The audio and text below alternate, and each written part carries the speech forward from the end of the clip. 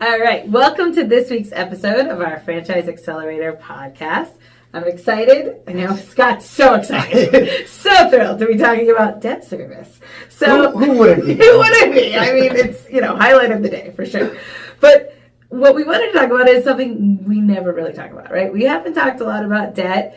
I think people avoid talking about debt. It's not something we really want to think about. And yet as business owners, we probably have debt. So it came to light because we did read about interest rates that, they talk that they've kind of peaked. They may be going down. Surprising to even some of our real estate clients that they might be cutting next year. I had a call this morning with one of our real estate investors, and he was talking about, it was a shock even to people who are following this. Right. So while we don't know for sure, and it's all speculative, it really brought up the idea of knowing where you are with interest rates. So when we talk about debt service, what we're really talking about is the cost that you spend for the debt, right? So that would be your interest rate. But what we really recommend as business owners is, we really believe in you being proactive. You have all the information in front of you so you can make good decisions. And that starts with knowing what your debt service is every month and every year so that we're factoring it in to our planning. Because, I know for me, I don't think that debt on the business side is necessarily a bad thing, right? I don't think you need too much, but I don't think it's something where you see a lot on the personal side, or the Dave Ramseys of the world, and how, get rid of debt. That's true on the personal side. But when you get to a business owner, there are times where your debt is helping you grow, it's moving you forward. So it's a strategic play in business. And so I think as business owners, we have to be educated to, was it, good debt or bad debt? And ultimately, what does it cost you? And I think that way we never really get into trouble because we always have that information. Where we tend to get in trouble is we avoid it and we hide it and we don't want to talk about it. So we don't want to make it the elephant in the room. Right. So today we're going to show the elephant in the room. We're going to make them a little smaller because the fear of it's going to go away. So the easiest way to do it, and if you go to our website, thelarrygroup.com, we will give you this as a free tool. But the easiest way to do it is to actually take every loan that you have. So if you don't know or you've avoided it for a long time, starting point would just be your monthly bank statement, right? So monthly operating account.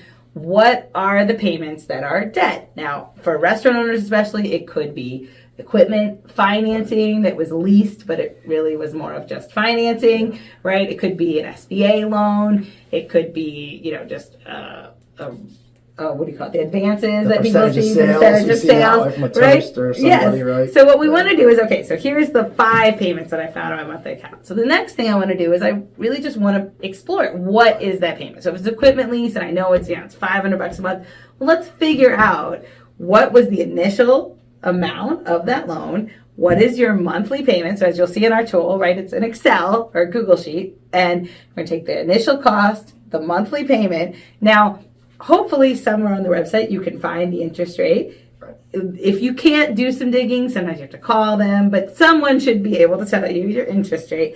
And then we want to know the outstanding balance as of today. So where this becomes important is that monthly amount, right? Because so many times when we're doing cash flow discussions, someone says, I have income and I have no cash. Right. And usually it's this. That's what we see the most. Because, Ann does all the exciting stuff on that side. From an operational side, right, we're looking at what their sales are. Right. They're looking at their expenses. We're looking at all these things. We forecast, budget, all that stuff out. And we're like, hey, you should be making money. Yeah. Like, where is it? And some of those, leasing equipment is in that P&L. Yes. But sometimes it's either a debt that's not getting paid right now, or they're just not able to pay it each month, or it's somewhere else on a balance sheet. Yeah. And it's not making it all the way to the op side. Yes. And it's like, well, you should be profitable, but we're not. And can't say from the cash flow. Why? Where is it? Right. And that's usually unfortunately where it is. And this is where I said we're going to shrink the elephant, because once we know, let's be real, right? And even if it's a percent of sales, do what you spent last month. Right? Whatever it is, as a starting point, I want to know, what do I spend every month? I don't care about interest versus principal in this exercise of debt service. Right. I want to know, I spend $8,000 a month in debt. Maybe I spend 10.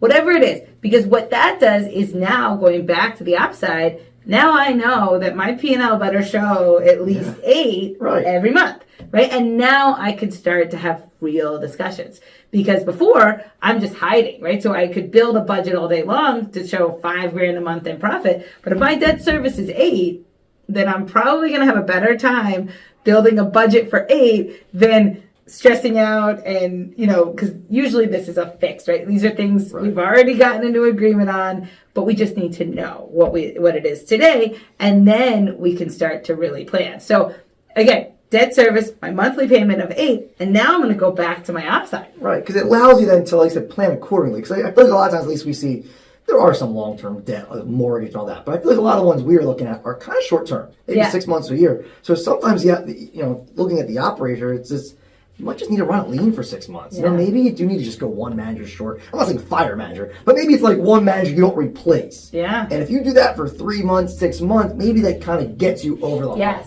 And we've had a lot of those conversations of, we're not trying to change everything, but can we do something in the short term that might get you out of that, debt quicker? Well, I agree. And that's where it's shrinking it down, because so many times you're beating yourself up. I can't believe I'm spending $10,000 a month, but it's not forever. Right? It's the good side of the, crappy loans is they're over quickly. Right? It's 18 months, it's 12 months, and you're done. So unlike the SBA, which, again, probably has a better interest rate, better monthly payment, but you're in that thing for, 10 years. Sure. Here, you just got to get through 12 months. And we can do that. And that where, again, it might mean that you're in your business 6 days a week. Right. That could be it. Right? And that's not fun, but that's also not forever. Or it's just, we have to be strategic. So if it means you could cut a salaried position for, save $50,000 and a year from now you're done, great, right? But that's something we have to decide by knowing our debt service first. And the other thing is, I think, as we get farther away, so say, okay, we have our 8,000, we know it's going to go to 4 a year from now, so when we through with the 12-month loan or whatever it is. Well, longer term, right, if I want to grow, I probably have to take on additional debt. I have to finance it. And that's where that element of ROI comes in. Because for the $8,000 a month I'm currently spending in debt, did my business grow? Right? Yeah, I think you need to look at what each one is. Because people always ask us, like, which one's better, which one's worse. And there's really no exact science, right? I mean, I've been part of a small business before where, the POS is saying, hey, we'll give you this sort of money.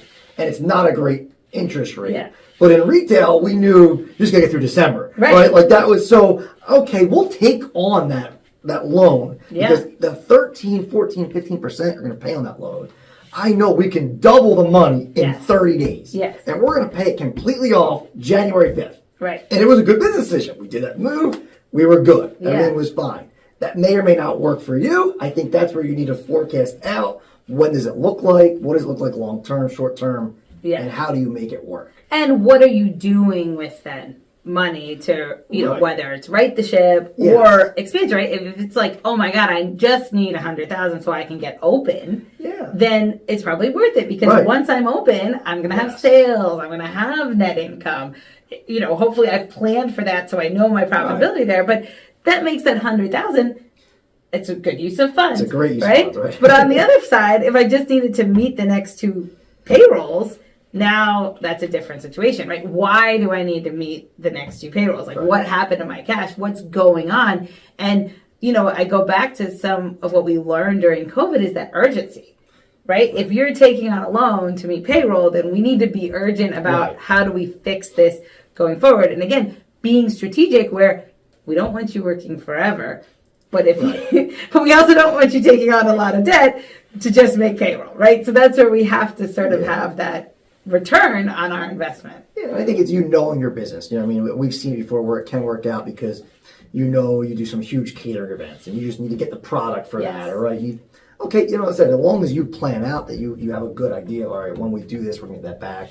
Instead of just hoping that, all right, hopefully I get this money, we hope we get busier. Well, if you don't know you're going to get busier by booked parties, minimum reservations, minimum looking at last year's numbers, you're really putting yourself, the business, at risk over kind of what we talked about before is maybe just get in there and work a little bit harder and save money that way for a few But to weeks. know, because it's so mental, I think if you walked into your business, you knew I'm saving 50 grand. Right. You're going to have a different attitude than, I'm here, everybody else is away, right? Like, if you know, like, I'm actually going to have 50 grand in my pocket because I am doing this extra thing temporarily for the greater good, then I think that's something that mentally it's like, okay, I'm moving forward, I made a good decision, versus we're just avoiding everything and I don't want to work in my business. Well, now we're just at this, locked point where we're not moving forward. So I think that's where knowing your debt, knowing exactly where you are as a starting point really helps us build a path forward, to build a budget, to build a sales arc. So I can tell you where I've seen this go off, a few clients where it's like, we had a great routine, right? We were checking it every week. We knew the debt service. And then, all of a sudden it became overwhelming and we started to avoid it. Right. And, my question to you, if you're avoiding it, which I think as a business owner, it's really easy to do. This is not something we don't know. We know this is not fun. But I would just ask you, is the avoiding it solving the problem? Right. And it's probably not. So that means we have to find a better way. And the better way starts with being real about where we are and having targets. At one time, we check now every week, right? It got out of hand, and now we're back, and we check every Monday. Right. And you know what that does?